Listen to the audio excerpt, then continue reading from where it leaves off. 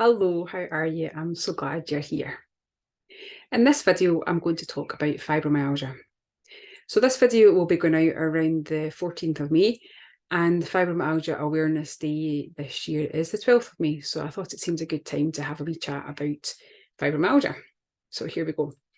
So fibromyalgia is something that I've worked with a lot over my career as a physiotherapist and as a pain specialist. And some of you may know it's also something that I've dealt with personally, as I had fibromyalgia. Now, I'm saying I had fibromyalgia because I don't have any symptoms anymore of it. And the interesting or the funny thing is that I came to recover from my symptoms actually because my symptoms were getting so bad that I was worried I wasn't going to be able to continue doing other aspects of physiotherapy. So I started doing the SERPA training, thinking that that would give me an option as my symptoms worsened to do less physical work as a physiotherapist, as the SERPA approach is more talking based. And I thought, well, that would work better. Plus, it was my interest with chronic pain.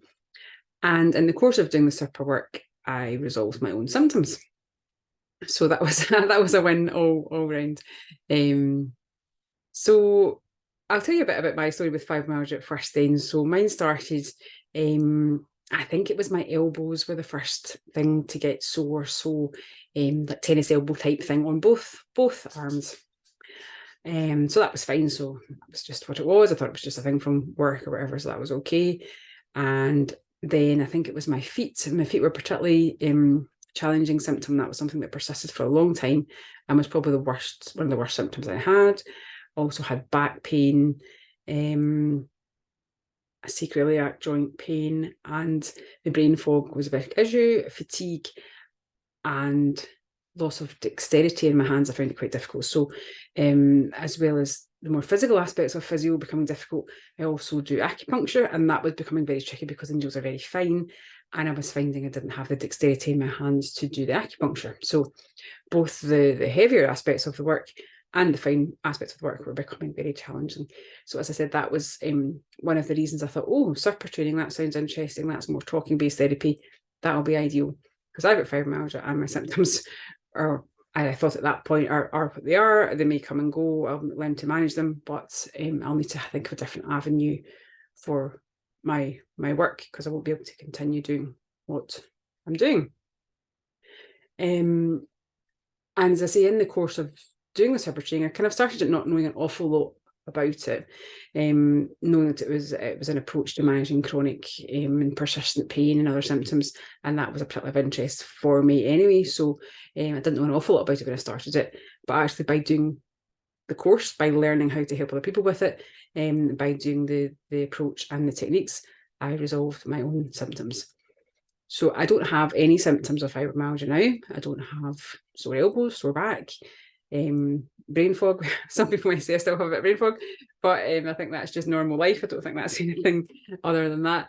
And I don't have the feet pain, and that was, I say, the foot pain was really one of the worst symptoms for me. So what message I really want to get out, and I think it's important to make out to people with fibromyalgia, is there is absolutely hope for recovery.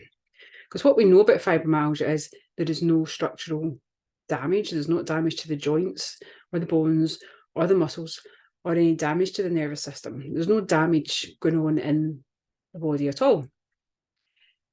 Fibromyalgia is a group of symptoms that come about as a result of the brain and the nervous system misinterpreting the messages that are being sent. So it's to do with the processing, the way the signals are processed, and we know that the nervous system can be taught to change how it responds to things because the nervous system is malleable, and we can teach it to reinterpret the signals correctly, which can allow the symptoms to be resolved. And I think it's really important because most people, when they're told they've got fibromyalgia, think, well, that's it. It's only going to get worse.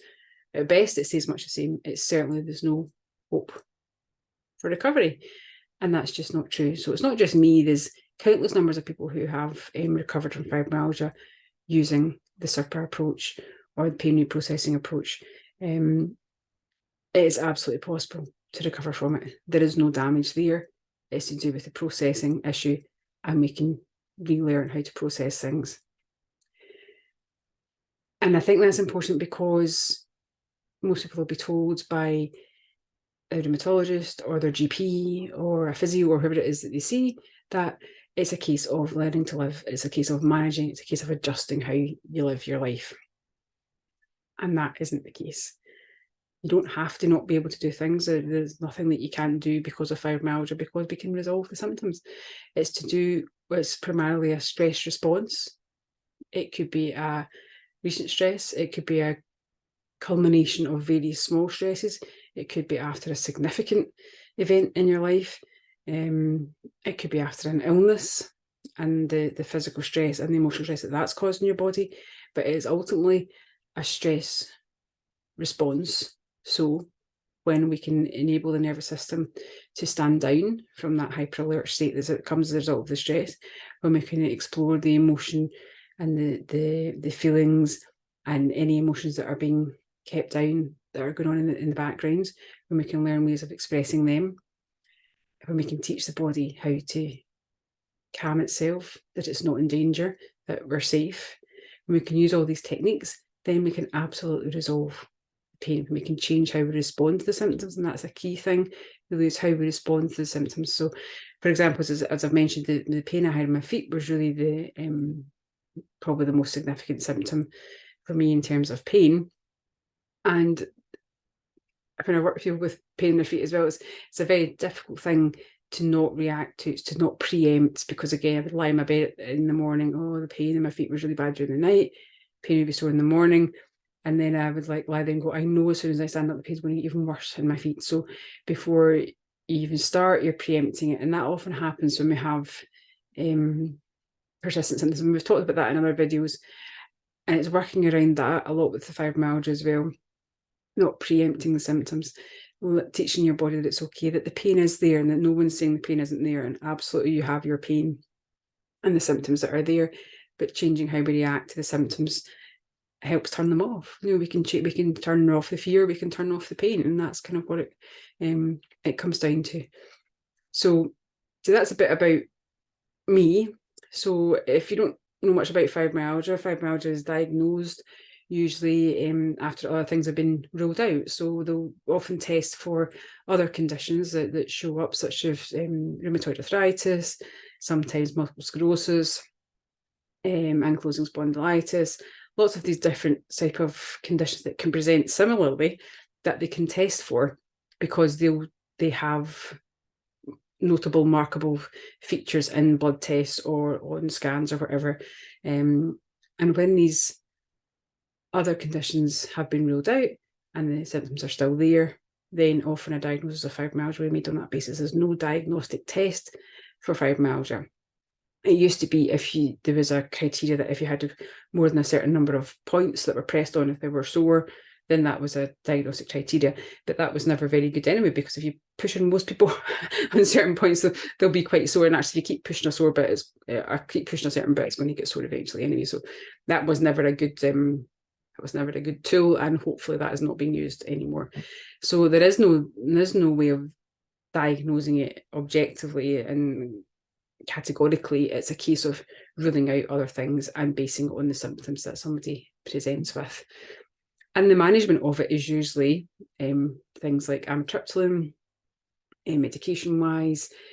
Sometimes they would refer people for CBT therapy, but often people are just told that's it, you had to go. I mean, certainly when I was diagnosed with it, I saw the rheumatologist. I was already on amitriptyline from the GP, and he basically told me to carry on, and that was it. Off you go. So no guidance, no nothing to what to do, no encouragement to say, there's nothing structurally wrong, go out and live your life and things will get better. That was it. Keep taking a significant medication for the rest of your life, I suppose. So, and unfortunately, that's often the story that we hear.